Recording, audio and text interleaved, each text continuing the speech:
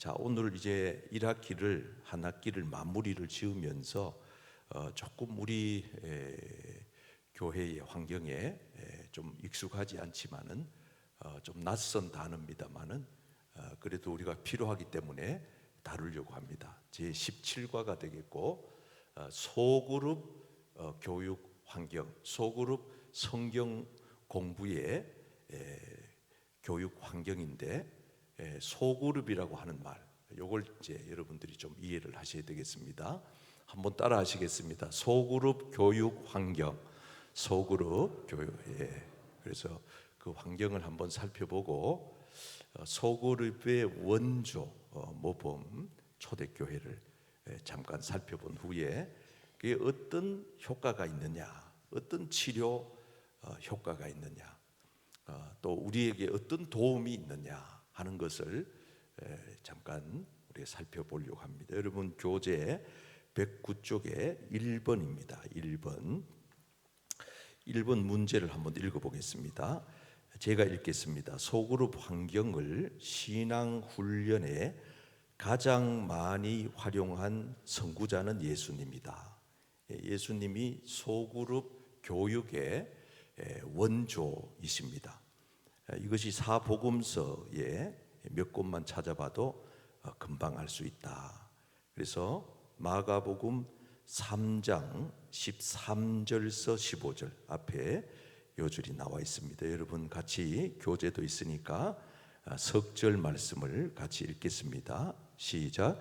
또 산에 오르사 자기가 원하는 자들을 부르시니 나온지라. 이에 12를 세우셨으니 이는 자기와 함께 있게 하시고 또 보내사 전도도 하며 귀신을 내쫓는 권능도 가지게 하려 하심이라. 아멘. 자, 교육 환경의 첫 번째 중요한 것은 부르실 때에 12명을 불렀다. 12제자. 그래서 이 소그룹이라고 하는 말은 말 그 자체로 적은 그룹, 우리가 이제 교회로 말하면은 우리 교회는 구역 모임, 또 혹은 남선교회, 여선교회, 이런 우리 교회 안에 이루어지는 작은 그룹의 그런 모임을 소그룹이라고 하는데, 예수님은 그때 12명을 부르셨다. 참 이게 예수님께서 우리한테 보여주는 의미가 있습니다. 이 12명의 소수의 제자들을 불러서 어떻게 하셨나? 자, 오늘 다시 한번 말씀을 들여다보는데, 첫째는 14절 말씀에 보세요. 12명을 가지고 어떻게 하셨나? 첫째는 한번 따라할까요? 자기와 함께 있게 하시고. 자, 이게 중요한 거죠. 함께. 요 공동체, 우리 이렇게 함께 한다는 것은 매우 의미가 깊은 겁니다. 요 시간에 우리가 같이 이 자리에 있었다. 예수님께서는 3년 반 동안 이 12명을 함께 데리고 다니면서 먹기도 하고 주무시기도 하고 그렇게 하셨죠. 함께. 여러분, 이 함께 하면은요 끝까지 할 수 있어요. 혼자 하면 빨리는 가지만 끝까지 가기가 힘들죠. 그래서 우리가 함께 한다. 예수님께서는 이 함께라고 하는 이 공동체 정신을 우리한테 보여주고 계시고, 두 번째 한번 따라하겠습니다. 전도도 하며. 자, 전도도 하며. 전도를 하게 했다. 12명의 제자들을 불러서 함께 하실 뿐만 아니라 그들로 하여금 전도하게 하셨다. 그런 말씀이에요. 그래서 저는 여러분들이 우리 신앙 공동체, 우리 덕천교회라고 하는 이 공동체 안에 함께 머무는, 우리가 함께 한 하나님을 섬겨가는 그런 아름다운 우리 덕천교회 공동체가 되기를 축복합니다. 옆 사람에게 손잡고 한번 가르쳐 줘봐요. 우리는 함께 해야 됩니다. 천국까지 함께 갑시다. 뒤에 사람도 손 한번 잡고 우리는 함께 천국 갈 사람입니다.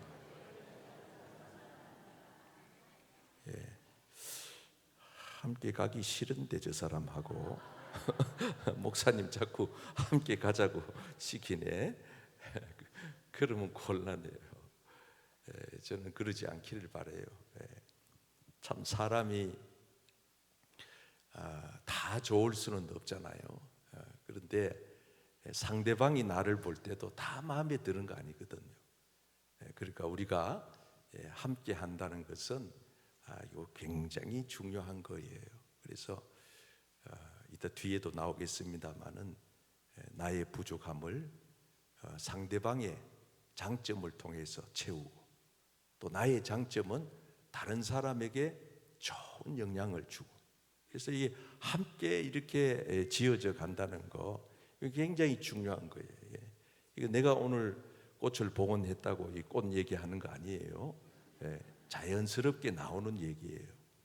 이 꽃도 보면은 여러 가지의 종류들이 함께 어우러져 있잖아요.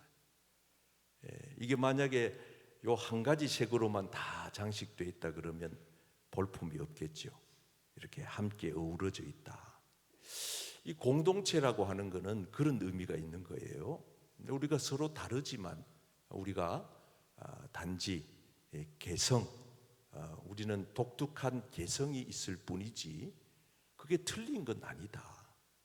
우리가 서로 상대방을 자꾸 당신은 틀렸어, 당신 기도하는 거 그거 잘못이야, 이렇게 하면은 함께 할 수가 없죠. 저 사람은 기도하는 스타일이 저렇고 나는 이렇고 교회 나오는 것도 이렇게 우리가 각자가 서로 다르다 하는 것에 대하여서 같이 인정을 해줘야 하는 겁니다. 우리가 예수님으로부터 이 12제자가 부름받아서 중요한 한 가지 사실은 예수님이 보내시고 전도하게 하셨다는 거예요. 이게 중요한 교회에 세워진 목적이기도 하고 저와 여러분들이 예수 믿는 이유가 여기 있는 겁니다.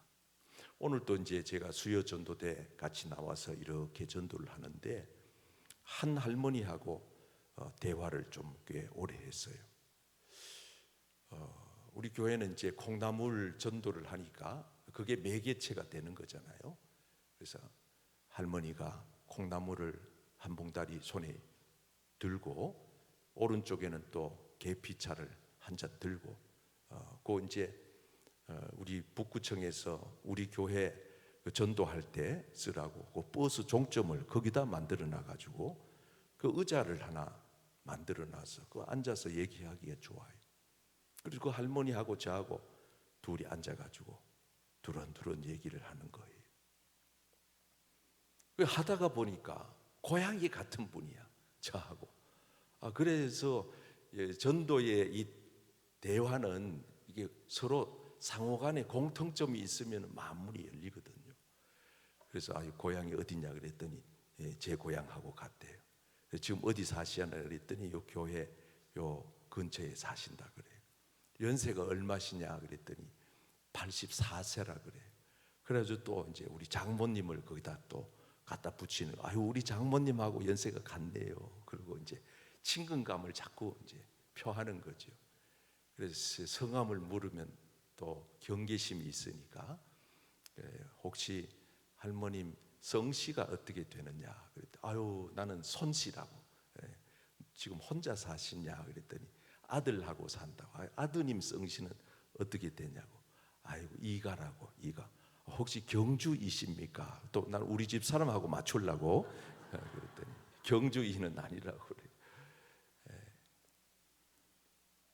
그래서 전도를 하는데 보세요 여러분, 다 이제 마음이 오픈되고 열려지고 우리 교회 11시까지 오기로 약속하고 다 했는데 끝에 가서 뭐라고 얘기하느냐 하면은, 목사님, 저는 제 눈이 까막눈입니다. 그래. 난 처음에 까막눈, 까마귀 눈인가? 왜 까막눈인가? 그 정신을 번쩍 차리고 들어보니까 그 얘기, 글을 못 읽는다, 그런 뜻이에요. 그래서 또 이제 우리 어머니를 파는 거예요. 아이고 어르신, 우리 어머니도 까막눈이에요. 똑같은 까막눈인데, 그리고 우리 교회에 연세 드신 어르신들 이게 눈이 아파서도 못 읽고 학교 문턱에도 못 가서 못 보는 분들도 계시는데, 그거 하나도 부끄러운 거 아니라, 어르신 세대는 그저 어렵게 가난하게 먹고 사는 것도 힘들고, 그때는 또 가부장적인 그 전통 속에 아들은 그래도 보냈지만 딸들은 어디 학교를 가느냐고, 다 이런 의식이 있었기 때문에 그거는 절대 부끄러운 게 아니라고 위로를 해드리니까, 이 어른이 가만 콧구멍이 벌렁벌렁 하면서, 그래서 이번 주 11시에 우리 세 가족들 저 뒤에 있다가 손아무개 씨 할머니 오면은 날 만나러 온 걸 알고 등록을 친절하게 받아줘요. 여러분, 이 전도라고 하는 거는요, 우리가 그냥 이 자리에 앉아 있어서는 안 돼요. 가야 돼요. 여러분들의 삶의 현장으로 가야 돼. 그러면 하나님은 예비된 영혼을 준비해 놓으신 줄 믿습니다. 여러분들을 꼭 만나게 할 영혼을 거기다가 그 시간에 그때에 그 환경에 딱 예비해 놓으셨다가 하나님의 말씀에 부름에 순종한 사람들을 통해서, 여러분, 그래서 저와 여러분들은 하나님께로부터 부름받은 하나님의 자녀일 뿐만 아니라 이 세상으로 보냄받은 전도자가 되어야 할 줄 믿습니다. 옆 사람에게 전도자가 되어야 합니다. 자, 그 다음에 15절 말씀을 다시 한번 보세요. 귀신을 내쫓는, 한번 따라 합시다. 권능도 가지게 하려 하심이라. 옆 사람에게 주님이 권능을 주셨습니다. 능력을 주신 거예요. 우리 능력으로 하는 게 아니에요. 주님이 능력을, 마땅히 주님이 우리에게 그 일을 감당할 수 있는 힘을 하나님이 주시는 줄 믿습니다. 그래서 우리는 순종만 하는 거예요. 나는 못합니다. 그러니까 모세야 가라. 그러니까 나는 못합니다. 가라니까 나는 부족합니다. 그러니까 네 지팡이 갖다가 던져라. 그래가지고 하나님이 능력을 주잖아요. 지팡이가 뱀이 됐다가 뱀이 지팡이 됐다가 손 집어넣으니까 문둥병 걸렸다가 나았다가 걸렸다가 그런 일이 벌어지잖아요. 그래도 끝까지 고집을 피우고 못 갑니다 못 갑니다 그러니까 주님이 어떻게 해요? 그래, 네가 말 못한다 하면 내가 말 잘하는 너 형 아론을 붙여줄 터이니까 가라. 여러분, 하나님 우리에게 가라고 명하실 때에 우리에게 그 마땅히 우리의 사명을 감당할 수 있는 능력도 주시는 줄 믿습니다. 그래서 여러분 걱정하지 말아요. 걱정하지 말고 순종만 하면, 한번 따라할 거예요. 걱정하지 말고 순종만 하면 능력을 주십니다. 옆 사람에게 능력 받아서 주의 일을 합시다. 정말 그렇게 되기를 축복합니다. 그리고 이 12명의 제자라고 하는 이 소그룹, 굳이 우리가 원칙적으로 따진다면은 12명에서 15명, 20명 그 안쪽으로 소그룹이라고 할 수 있겠지만은, 근본적인 여기에서 말하고 있는 이 소그룹이라고 하는 이 환경은 그런 데 있는 게 아니에요. 그래서 우리가 이 초대교회의 모범을 한번 살펴보면 제가 왜 이런 말씀을 드리는지 이해가 될 겁니다. 자, 2번으로 넘어가서 110페이지입니다. 초대교회는 예수님의 모범을 따라 소그룹 중심의 신앙 훈련과 성도의 교제를 많이 하였다. 자, 1번 보세요.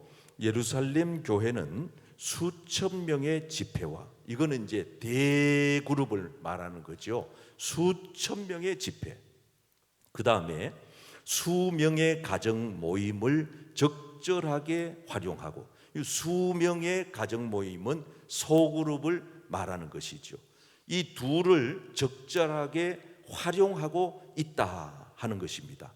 그래서 사도행전 2장 46절 같이 읽어봅니다. 시작. 날마다 마음을 같이하여 성전에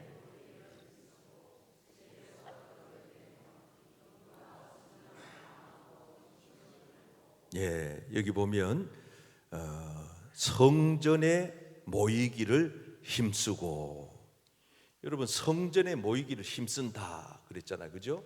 초대교회의 모범을 우리가 살펴보면은 성전에 모인다, 이거는 대그룹을 말하는 거예요. 여러분 우리 부산의 유명한 이 제자 훈련에 세계적인 전국적인 알려진 교회가 있습니다. 여러분들도 방송에 많이 보셨겠지만은 풍성한 교회라고 요쪽에 가면 하여튼 있어요. 그 동네 이름을 내가 잘 모르겠다. 이래 가면 있잖아. 그 김성곤 목사님 계시는 그 산 쪽으로 이렇게 산 위로 이렇게 올라가면 있는데, 우리 교단이 아니에요. 풍성한 교회인데, 이 풍성한 교회가 이렇게 전 세계적으로 전국적으로 유명한 교회가 된 그 이유가 뭐냐 하면은 요거 때문이에요. 대그룹 전도 훈련의 획기적인 프로그램을 개발했는데, 요 두 그룹을 얘기하면서 요거를 갖다가 두 날개, 그래서 두 날개 시스템이라 그랬는데, 한쪽 날개는 대그룹, 그러니까 대예배가 성령으로 살아나야 그 교회가 부흥한다. 대예배 한쪽 날개는, 자 오른손을 들고 저를 따라합니다.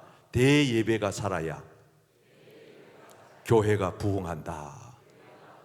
하늘로 싹 올라가는 거예요.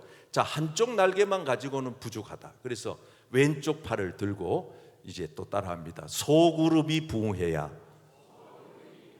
교회가 부흥한다. 그러니까 이 두 날개라고 하는 거는 대그룹도 잘 되고 소그룹도 잘 돼야 되는데, 대부분 교회들이 치중하는 게 대그룹. 우리 교회도 마찬가지입니다. 현실은 우리가 냉정하게 인정하고 가야 돼요. 우리 교회가 가지고 있는 강점은 이 대그룹이 아주 왕성해요. 우리 교회는 아주 모임이 수요 예배도 왕성하고 주일 예배도 왕성한데, 우리가 부족한 거는 이제 소그룹이야. 말하자면 우리 교회는 대그룹은 이렇게 날개가 건강해가지고 쫙 뻗어 있다 그러면, 소그룹은 요 정도까지는 아니고 요 정도도 안 되겠다. 하여튼 소그룹은 우리 약해. 그래가지고 하늘로 비상에 날아 올라가야 되는데, 아직까지는 비상에서 날아 올라가지 못하고 이쪽이 짧으니까 이쪽으로 뺑뺑뺑뺑뺑 돌 확률이 우리 교회는 있다 이 말. 그래서 우리 교회는 어떻게 해야 되느냐? 소그룹을 활성화시켜야 돼. 따라합시다. 소그룹을 활성화시켜야 된다. 그래서 우리 교회는 뭐 직장인들도 많고 또 젊은이들이 많이 안 계시고 이러시다가 보니까 옛날에 비해서 구역 환경이 아주 왕성하지 못해요. 그래서 사실은 이 구역이 굉장히 중요한데, 이 구역을 살리는 방안을 우리가 도모를 해야 됩니다. 그리고 이제 남선교회, 여선교회도 여러분들이 적극적으로 거기에 같이 가입을 하셔서 그 회에서 같이 소그룹을 이렇게 발전시켜 나가야. 그래서 우리 교회가 이 두 가지 날개를 달고 하늘을 향해서 비상에 가야 되는데, 그게 원조가 초대교회다 이 말이에요. 원조가 초대교회다. 그래서 46절 말씀을 다시 한번 읽어보시면 여기서 중요한 우리가 한 가지 단어를 찾아야 됩니다. 날마다 읽어봅시다. 한 번 더 시작. 날마다 마음을 같이하여 성전에 모이기를 힘쓰고 집에서 떡을 떼며. 한번 따라 할까요? 집에서 떡을 떼며. 요게 뭐냐 하면은 요 중요한 가정의 분위기, 가정 분위기를 말하는 거예요. 가정 분위기. 초대교회는 성전에 모여서 대그룹이 수천 명이 집회를 하기도 했지만은 아주 가정별로. 그래서 사도 바울은 고린도 지역에 그때 당시에 가정 수가 여러분 2번에 나와 있잖아요. 20개에서 30개 정도의 가정교회가 구성되어 있었다, 이렇게 말하고 있잖아요. 그래서 우리 교회도 많은 구역들이 각 가정별로 모여서 따뜻한 가정의 분위기를 만들어 가야 교회가 부흥한다, 이 말이에요. 그래서 저는 여러분들이 구역에서나 남녀 선교회에서도 좋은 분위기를 만들어서 그 분위기가 그대로 교회 안으로 들어올 수 있도록 해야 되고, 그 다음에 우리 교회 이 예배 공동체 이 환경을, 제가 바라는 거는 그거예요. 우리 교회는 숫자가 많든 적든 관계없이 이 교회 공동체가 따뜻한 가정의 분위기를 느낄 수 있는 우리 교회가 되기를 소망합니다. 옆 사람에게 말해줘 보세요. 우리 교회는 따뜻한 가정과 같습니다. 그래서 우리 교회가 화목한 가정과 같은, 따뜻한 가정과 같은, 일터에서 지친 몸을 이끌고 여러분 가정으로 오실 때 편안함을 느끼고 거기서 피로를 풀고 하는 것처럼, 우리 교인들이 오늘 또 여러분들이 자택으로 안 가고 교회로 막바로 온 분들도 꽤 계실 거란 말이에요. 식사로 거르고. 그래서 이 교회에 들어섰을 때 여러분들이 이 교회가 여러분들의 영적인 가정과 같은 따뜻함을 주는 교회가 되기를 축복합니다. 그래서 교회에 오면은 뭔가 이렇게 위로도 받고 여기 와서 편안한 쉼도 누리고 말로 다 할 수 없는 마음의 기쁨과 소망이 넘치고. 그래서 저는 우리 교회 성도님들이 우리 교회를 통해서 신앙 생활을 할 때에 행복감을 느끼시게 되기를 축복합니다. 옆 사람에게 말해줘 보세요. 행복한 교회 생활 되세요. 저는 진짜 그렇게 되기를 축복합니다. 여러분들이 교회 문을 열고 들어올 때 괴롭게 교회를 다니면 얼마나 그게 비극이에요. 교회까지 와서 괴로우시면 어떻게 하자는 거예요? 교회에 와서 행복감을, 따뜻한 행복감을 느끼는. 그래서 이 초대교회는 이 가정교회, 그러니까 가정교회의 분위기를 통해서 뭐를 얻었느냐? 안정감을 얻었고, 다 교재에 나오는 얘기입니다. 소속감을 갖게 된. 따라 하실까요? 안정감, 소속감. 여러분, 우리 교회에 여러분들이 소속되어 있다는 그 한 가지 사실만으로도 여러분들이 신앙의 안정을 느낄 수 있기를 바랍니다. 어떤 분들은 참 신앙생활이 참 위태위태한 분들이 많아요. 또 신앙생활이 위태로운 분들뿐만 아니라 불안하게 하는 분들도 많아요. 여러분, 어느 그룹에 우리가 가입이 되어 있다 하는 것은 그건 소속감을 갖게 해주는 겁니다. 나는 그 그룹의 멤버야, 회원이야. 그러면 그 소속감이 그 사람으로 하여금 굉장히 안정케 만들어주는 하나의 도구가 되는 거예요. 그래서 저는 여러분들 우리 교회를 통해서 안정을 찾기를 바랍니다. 여러분 집안도 안정을 찾고, 직장도, 건강도, 여러분 신앙생활의 모든 불안과 근심이 다 사라지기를 축복합니다. 자, 그 다음에 중요한 것은 이 가정이라고 하는 이 그룹의 중요한 특징이 뭐냐 하면은 유기체적인 관계다. 유기체. 유기체. 따라 할까요? 유기체적인 관계. 유기체적인 관계라고 하는 것은 다른 말로 하면은 생명의 관계다. 유기체라고 하는 것은 다른 말로 반대 말로 하면은 기계적이라고 하는 말과 반대. 기계적인 것은 생명이 아니잖아요. 거기는 생명이 없어요.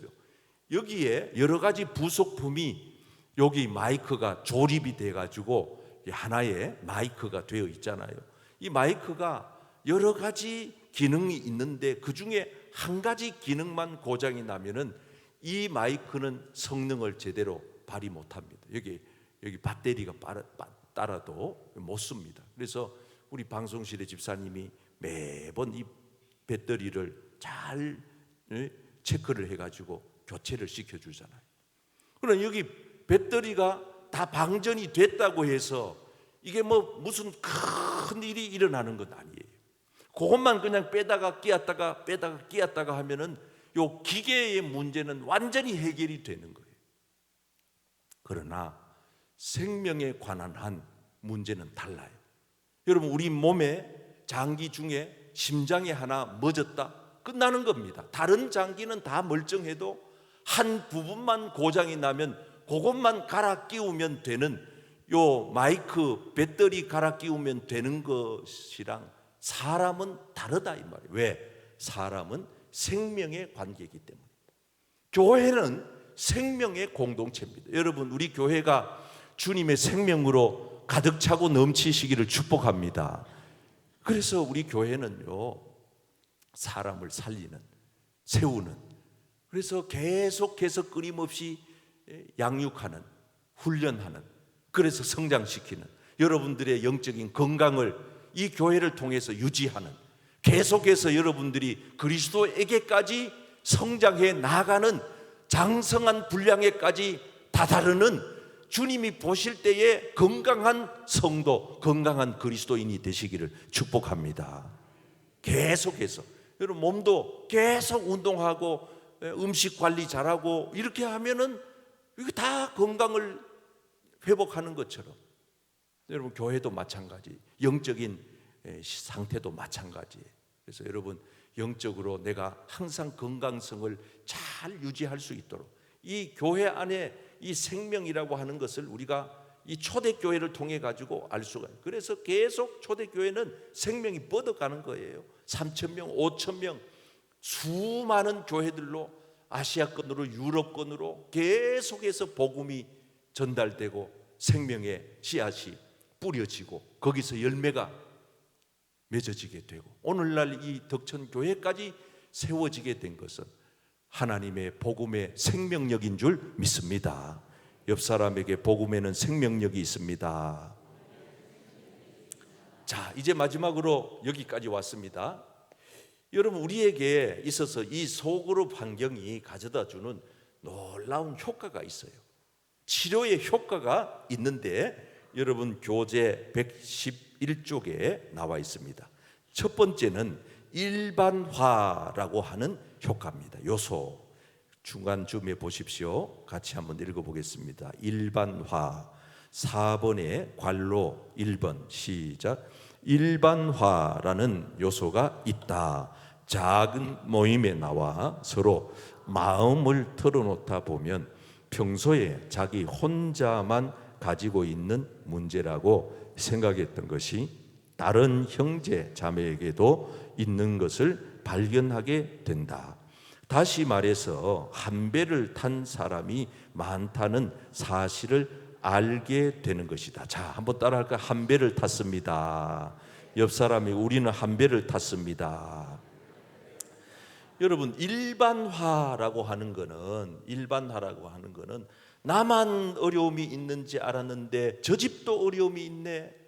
김 집사만 힘든 줄 알았는데 박 집사도 어렵네. 우리 애들만 속 썩이는 줄 알았는데 저 집의 아이들도 골칫덩어리래.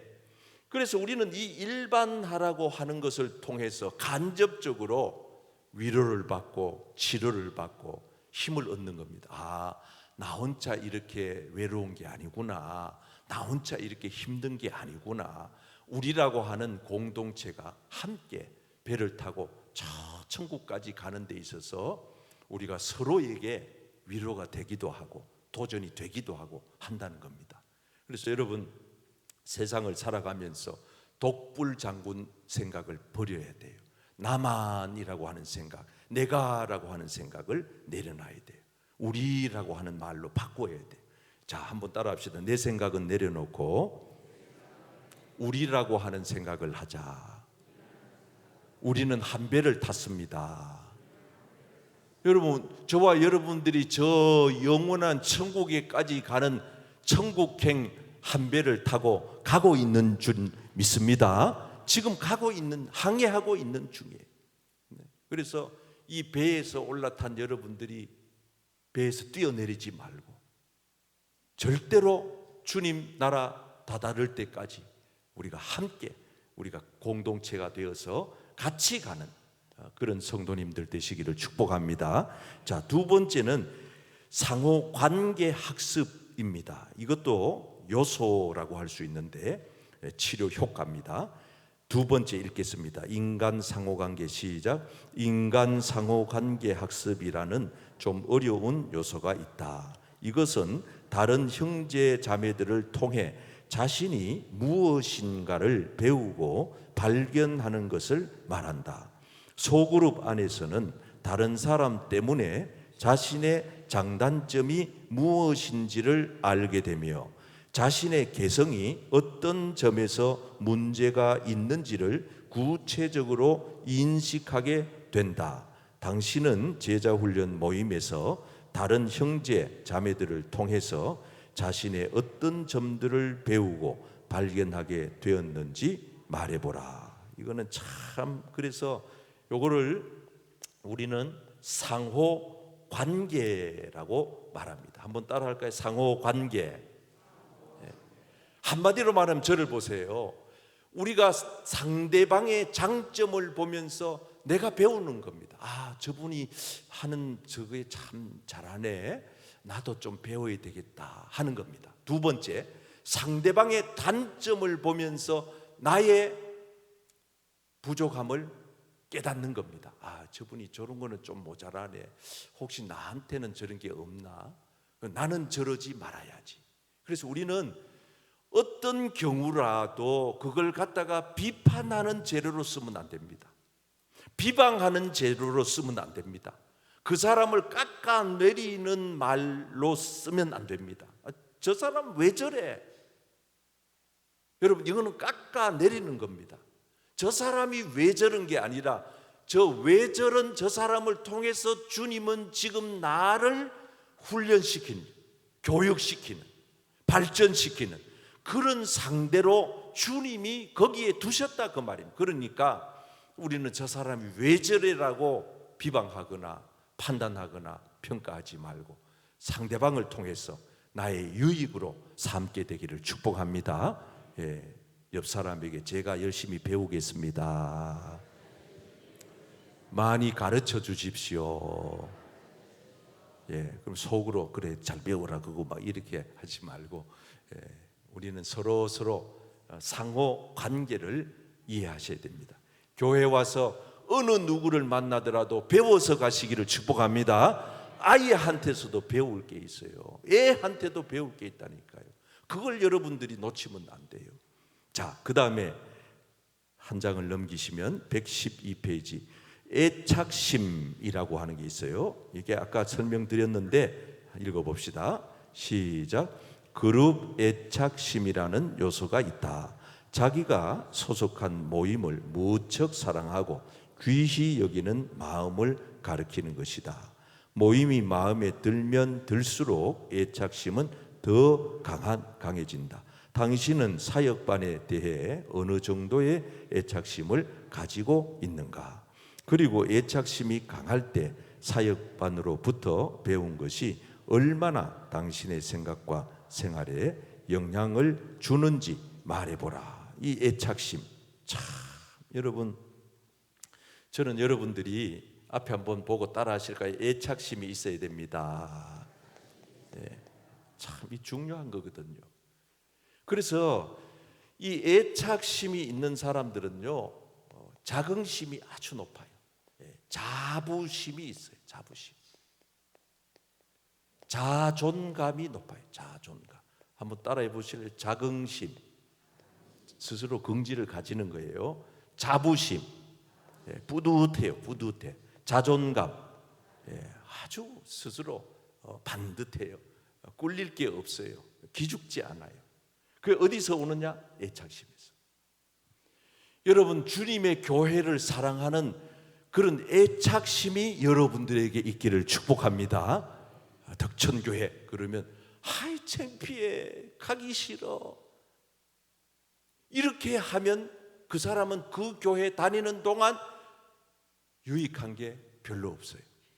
덕천교회 그러면 내가 사랑하는 교회, 우리 주님이 피 흘려 세우신 교회, 가고 싶은 교회, 행복한 교회, 따뜻한 교회, 가정 같은 교회, 우리 목사님, 우리 장로님, 우리 권사님, 우리 집사님, 우리 성도님들 보고 싶은 교회, 이런 애착심이 있으면 여러분들의 마음속에 교회에 대한 자긍심이 생기고 자부심이 생기고 자존감이 높아져서 교회 생활이 행복하게 될 줄 믿습니다.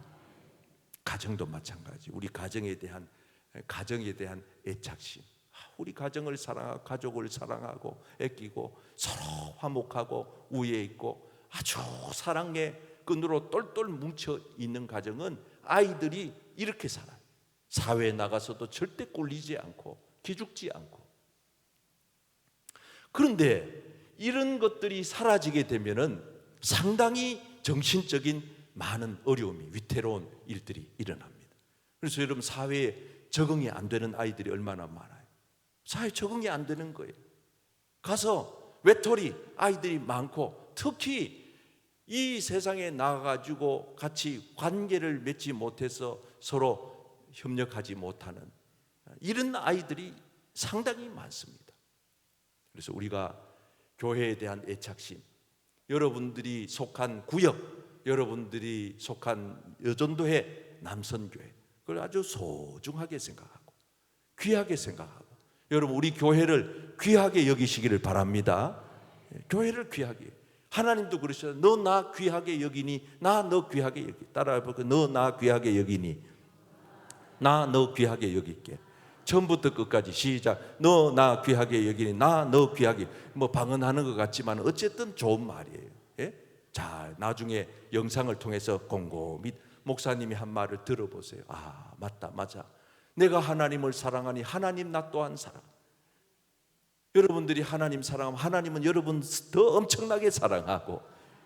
그래서 우리가 서로 다른 사람들에게 대한 마음을 이렇게 가지고 있어야 됩니다. 자, 그 다음에 모방심.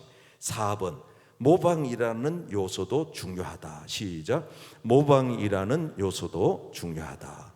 작은 모임에서는 구성원들의 거의 모든 것을 알게 된다. 그러면 좋은 점을 가진 형제 자매를 자기도 모르게 모방하려는 성향이 강하게 나타난다. 그의 자세, 신앙생활, 습관, 심지어 개성까지 닮으려 든다.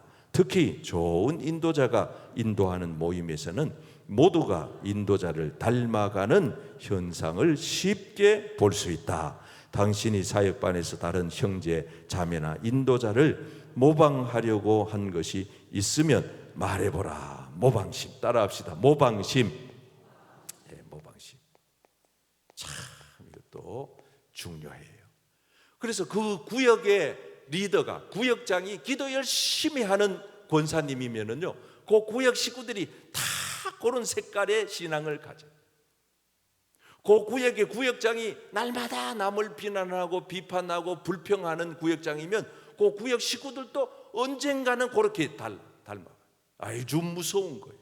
그래서 여러분, 우리 부모님들이 잘 새겨 들으셔야 되는데, 우리 자녀들은 부모에게 듣는 말로 성장하는 게 아니고 부모의 뒷모습을 보고 자란다 하는 이 유태인의 유명한 격언이 있습니다. 여러분, 그렇습니다. 우리 요즘 아이들이 수천 수만 가지 말로 아이들이 변화될 것 같지만 꿈쩍도 안 합니다. 뭘로 변화시키느냐? 엄마 아빠의 삶을 통해서 아이들이 변화되는.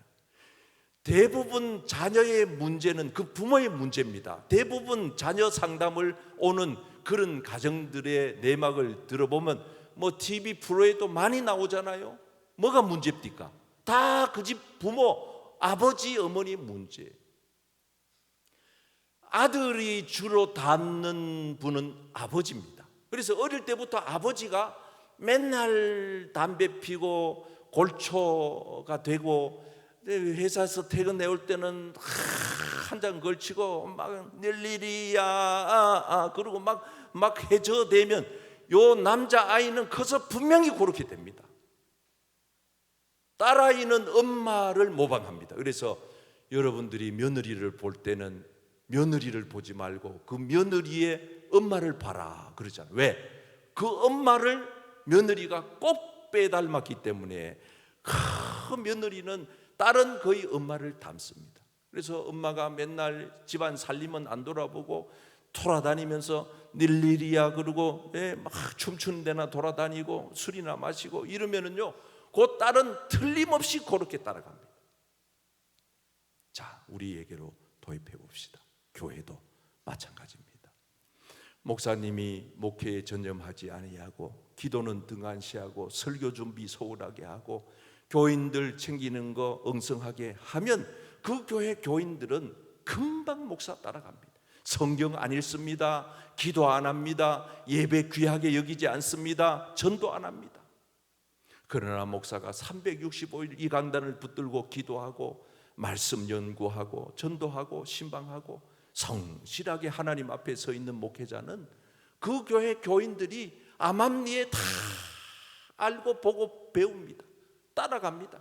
목사의 기도 스타일, 목사의 설교 스타일, 심지어 나중에는 오랫동안 신앙의 훈련을 받다가 보면 목사의 걸음걸이까지도 교인들이 닮아버립니다. 무섭지 않습니까? 모방식. 그래서 예수님은 하라 이렇게 말하지 아니하고 한 것입니다. 제자들은 예수님이 한 행실을 보고 배운 것입니다. 그리고 제자들도 하라 말하지 아니하고 한 것입니다. 그래서 오늘날까지 이 복음이 여기까지 온 겁니다. 여러분, 저와 여러분들이 이 시대를 향하여 아무리 목에 핏대를 세우고 말해 보십시오. 세상 사람들 눈 하나 끔찍하나. 그러나 우리가 세상에 가서 삶을 통해서 보여줄 때 저 사람은 정말 누구길래 저렇게 산다나, 저 사람은 누구길래 저렇게 행동한다나, 우리가 삶을 통해 보여줄 때 세상 사람들이 울림이 있는 것입니다. 모방식. 우리는 예수님을 본받아 여기까지 살고 있고 앞으로 저와 여러분 예수님 닮아가기를 축복합니다. 자, 그 다음에 카타르시스, 감정 풀기. 마지막으로 읽고 마칩시다. 시작. 카타르시스라는 말을 들어본 일이 있는가? 이건 역시 매우 중요한 치료 요소 가운데 하나라 할 수 있다. 감정을 확 풀어놓음으로써 정서적인 안정과 평온을 찾게 하는 현상을 말한다. 소그룹 모임은 감정을 쉽게 흡수할 수 있는 분위기를 잘 만들어 준다. 그래서 마음속 깊이 덮어두었던 감정적인 것들을 털어놓는 일이 흔하다. 감정을 풀고 나면 누구든지 시원함을 맛볼 수 있다. 당신은 이런 경험을 한 적이 없는가? 따라 하실까요? 감정 풀기. 옆 사람에게 감정을 풀어야 시원해집니다. 근데 이거를 감정을 아무 데나 가가지고 막 나 지금 속상해 죽겠어 그러고 막 아무한테 가서 막 푼다고 풀려지는 게 아니고, 그런 감정을 풀 수 있는 관계가 형성된 곳에서 풀 수 있다 이 말입니다. 그래서 여러분, 우리의 감정은 진짜 풀 수 있는 유일한 방법은 여러분 하나님 앞에 기도하는 시간인 줄 믿습니다. 자칫 사람에게 감정을 잘못 풀어 제쳤다가 보면은 교회 떠나는 사람이 있어요. 저는 그런 거 경험해 보기도 하고 듣기도 했는데, 교인이 막 상담을 와가지고 막 자기의 치부를 드러내면서 목회자한테 다 오픈했어요. 목사는 그걸 비밀로 지키고 끝까지 간직하고 기도하고 있는데 그 교인이 어느 날 안 보여 나중에 알아보니까 딴 교회로 갔어요. 왜 그러는고 그랬더니 목사님한테 가가지고 내 속사정을 솔직하게 다 털어놓은 게 남사스럽고 부끄러워서 도저히 목사님 얼굴을 쳐다볼 수 없어서 그 교회를 못 나가겠어요. 그래서 여러분, 목회자들 세계에서 통용되는 게 하나 있습니다. 교회는 상담으로 케어하지 마라. 상담 잘못하면 끝나는 거예요. 여러분, 진정한 상담가는 예수님이십니다. 아멘. 예수님한테 풀어. 가장 안전하고 가장 뒤탈이 없고 가장 완벽한 나의 감정을 치료해 줄 수 있는 유일한 분, 예수님이신 줄 믿습니다. 그래서 여러분, 우리가 이 치료의 요소들을 이제 공부를 했으니까 요 5가지 따라하고 마칩시다. 일반화, 상호관계, 애착심, 모방심, 감정풀기. 저는 대학 다닐 때 공부를 이래 했거든요. 이렇게 뭔가 이렇게 장황한 문장을 딱 요약해서 머릿속에 입력을 하고 시험 볼 때 요 단어 하나만 끄집어내면 한 장을 써낼 수 있는 능력. 요게 대학 공부할 때에 시험 봐가지고 A+를 받은 제 비밀이에요. 요렇게 딱 일목요연하게 정리를 해놓으니까 집에 가서도 이래 생각만 해도 탁탁 느껴지고 깨달아진단 말이에요. 여러분, 신앙생활 성경 공부도 우리가 지혜가 필요해요. 그래서 요번까지 이제 1학기 공부를 여기까지 마무리를 지어드리고 다음 주부터는 더 정말 알찬 여름 특강으로 찾아올 거니까 가벼운 마음으로 다음 주에 오시고, 방학이라는 말을 따로 안 쓰려고 합니다. 왜냐하면은 오해하는 분들이 있어. 아이고, 교회 쉬는 기간인갑다 그래가지고, 제가 서울에 있을 때 어떤 구역장이 구역장 방학을 2달 했는데 교회 안 나와가지고 나중에 알아봤더니 목사님 그 방학한다 그래가지고요, 방학이면은 금요 구역장 모임만 방학이지 주일날 또 방학을 해버려가지고 주일날 또 안 나오는 거야. 그래서 방학이라는 말을 쓰지 마시고 다음 주부터 여름 특강, 아주 특별 메뉴로 여러분들을 대접하려고 합니다. 많이 기대하시고 나오시기를 바랍니다. 우리 결단과 기도 함께 드리시도록 하겠습니다. 시작. 예수님께서